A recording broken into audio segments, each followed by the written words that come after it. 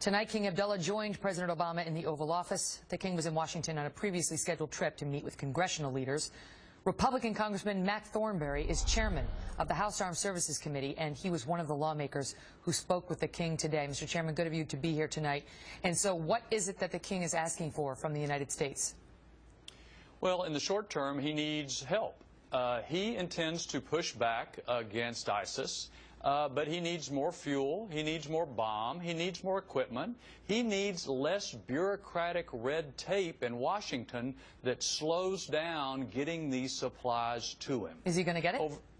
Well, I hope so. We certainly offered in Congress to do anything we could to help facilitate him getting what he needs. Why wouldn't we provide it? I mean, they're part of the U.S. coalition against ISIS, Jordan is, absolutely, so why wouldn't we help? We should. But his frustration was it takes too long. And it's too bureaucratic. Some of the same frustrations those of us here at home feel as well. The other thing he needs is for us to help him assemble a coalition that will stand together and push back against this ideology. He stood strong, the president of Egypt has stood strong, but this has to be a battle in part fought within the Muslim religion. And so other national leaders, other clerics have got to join this to isolate this strand of the ideology that is so barbaric. What did you make of the president's remarks today, referring this, you heard him just there talking about whatever ideology this is, as opposed to defining it, again, refusing apparently to define it as radical Islamic ideology?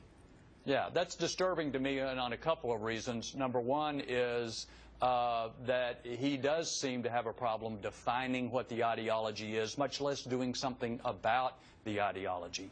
The idea that it is bankrupt kind of dismisses it, when in fact these people are pretty smart. They're not trying to recruit us. They are using these horrible videos to recruit a narrow section of people to their cause. And they know exactly what they're doing. The other thing that I'm struck by with the president's remarks is he says we're going to double down. Well, if you double down on empty words, you still end up with nothing. How is it empty words? I mean, we are leading the bombing campaign against them.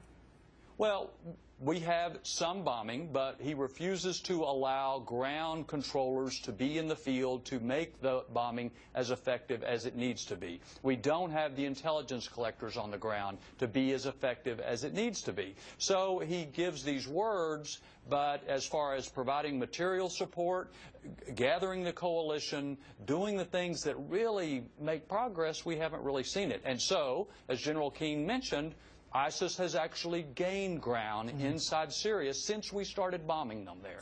Chairman Thornberry, thank you for being here, sir. You're welcome. There are reports tonight